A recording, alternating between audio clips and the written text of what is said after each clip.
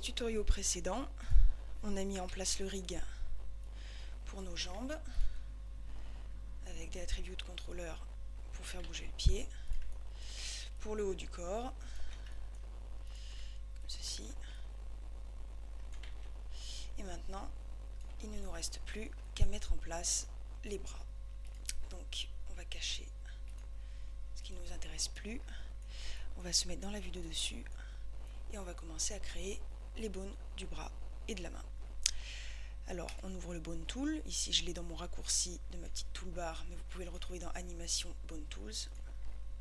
On va faire Create Bones et on va créer un bone pour la clavicule, l'épaule et le bras. On va aller replacer ça correctement ici, et dans le Bone Edit Mode, on va venir replacer correctement chacun des points de pivot sur tout le bras. Alors ici, petite explication, j'ai préféré mettre ici un bone pour l'épaule qui reprend la clavicule, vraiment l'orientation de la clavicule, plutôt qu'un bone, on va dire classique, qui se place tout droit dans l'alignement du bras. Pourquoi ? Parce que si vous regardez ce genre de dessin, vous vous rendez compte que lorsque le bras se lève, la clavicule se lève avec, et qu'elle fait de même pour la rotation vers l'arrière ou la rotation vers l'avant. Donc en fait, au niveau du skinning, ce sera beaucoup plus cohérent d'attribuer le point des vertex, beaucoup plus simple, avec un bone qui sera orienté de cette manière.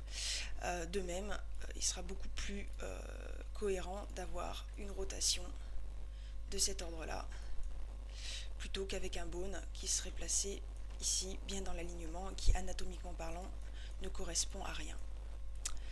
Donc, je vais finir de replacer. Voilà, ça me paraît pas mal. Et on va s'occuper des bones de la main. On se remet en vue de dessus. Donc ici, c'est un peu pareil. Si vous voulez du niveau de détail, vous pouvez créer 2 bones pour les métacarpes. Mais c'est vraiment si vous voulez du niveau de détail. La plupart du temps, un seul bone pour la palme de la main suffit amplement. Pas besoin d'en avoir plus.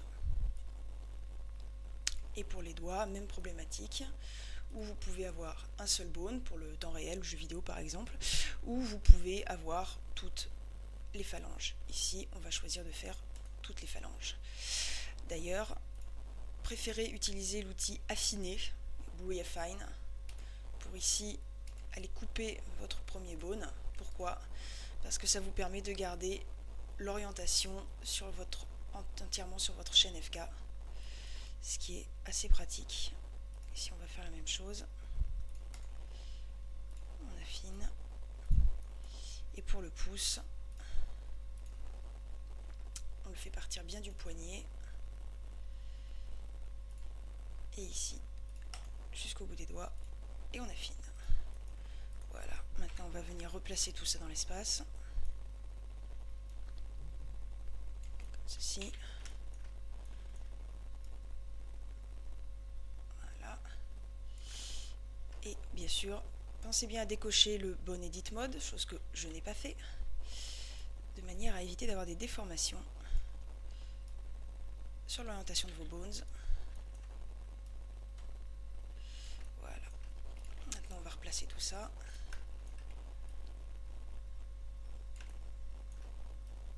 Comme ça.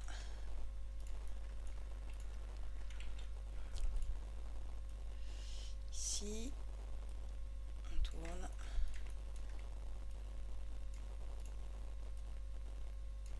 Voilà. Et le pouce, on va faire pareil. Voilà. Pensez bien à l'orienter par rapport à votre mèche. Comme ça, ça me paraît pas mal. On va peut-être le replacer un petit peu. Comme ça.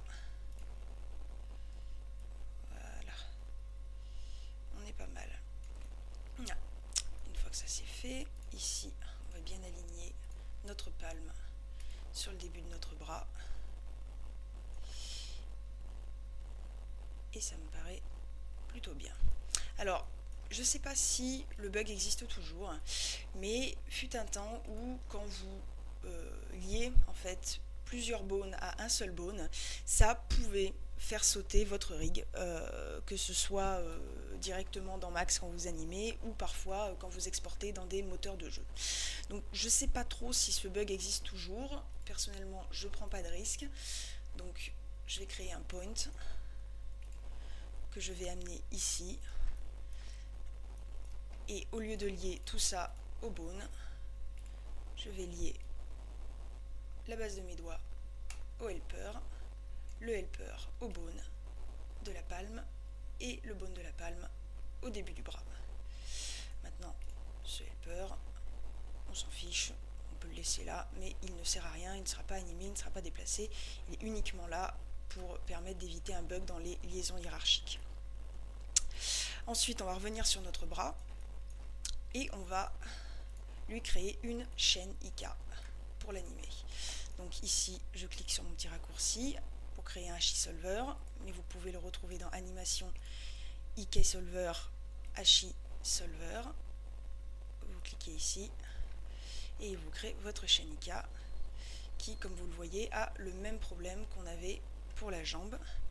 Et donc on va régler ça de la même manière en allant dans les propriétés de notre chaîne IK et en regardant le threshold et en le baissant à 0,001. Si vous voulez exactement savoir ce que ça a fait, reportez-vous à mon tutoriel sur les jambes. Mais vous voyez ici qu'on n'a plus de problème avec le coude. Maintenant, on va vouloir aussi un contrôleur pour bouger le swivel, puisqu'on ne va pas animer ici le swivel angle à la main. On va créer un point. Ce point, on va venir l'amener sur le point de pivot qui correspond au coude. On l'éloigne un petit peu. On sélectionne notre chaîne IK et dans ses propriétés, on va faire pick target, choisir une cible. On choisit notre point et maintenant notre coude tourne bien avec. Revenons sur la main et on va installer tous les contrôleurs dont on aura besoin pour la main. Première chose qu'on veut, c'est d'avoir un contrôleur qui nous permette à la fois de gérer la rotation de la palme de la main, mais également le déplacement de notre bras. On va donc créer une shape rectangle. Cette shape, on va modifier son point de pivot. On va venir aligner en X sur son maximum. On va l'aligner sur le poignet. Et pas seulement en position d'ailleurs, mais également en rotation. Voilà, on va lui faire un petit angle de 180 degrés pour le repositionner correctement. Et en local, on va aller le déplacer juste en dessous du mesh de la main, et ceci de manière à pouvoir créer une référence au sol. Si votre personnage marche par exemple par terre, le mesh de votre main ne passera pas en dessous. Voilà. Alors on va l'éditer un petit peu, d'ailleurs on va changer son nom, on va l'appeler Right Hand Control. On va en faire une editable spine et on va le bouger un petit peu, comme ceci. Voilà. Comme cela. Maintenant, ce qu'on veut, c'est que lorsqu'on tourne ici, notre main tourne bien avec.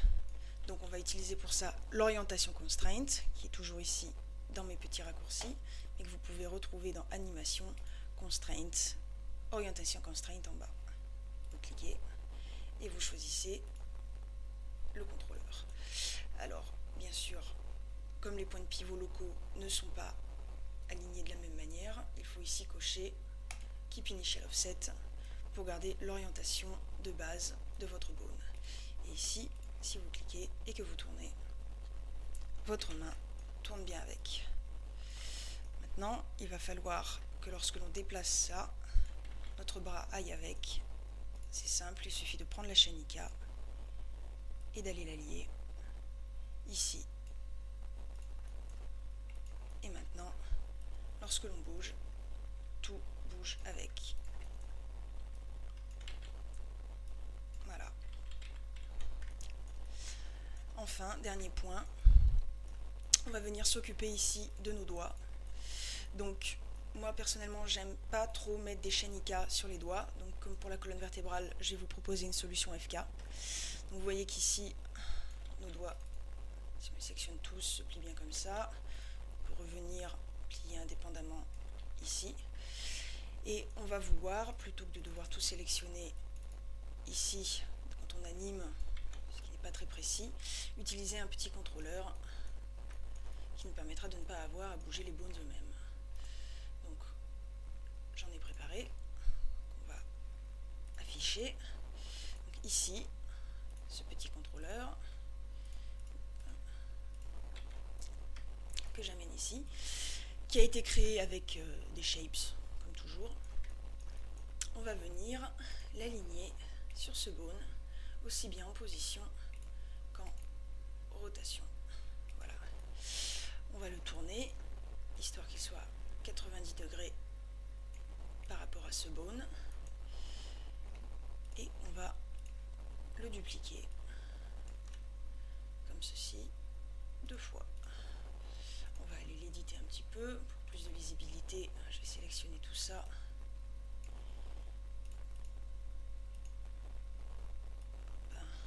Je le rétrécis un petit peu, pareil ici.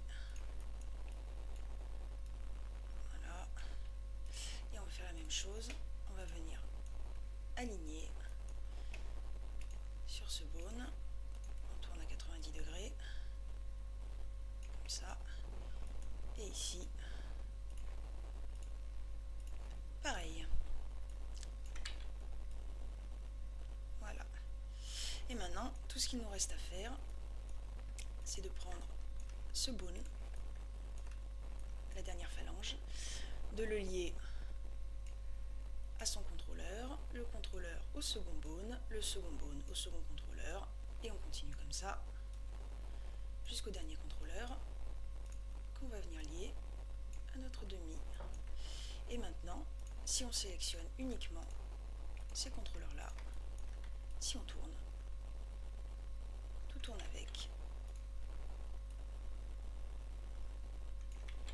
Voilà. Et on a notre bras ici. Tout bouge bien avec.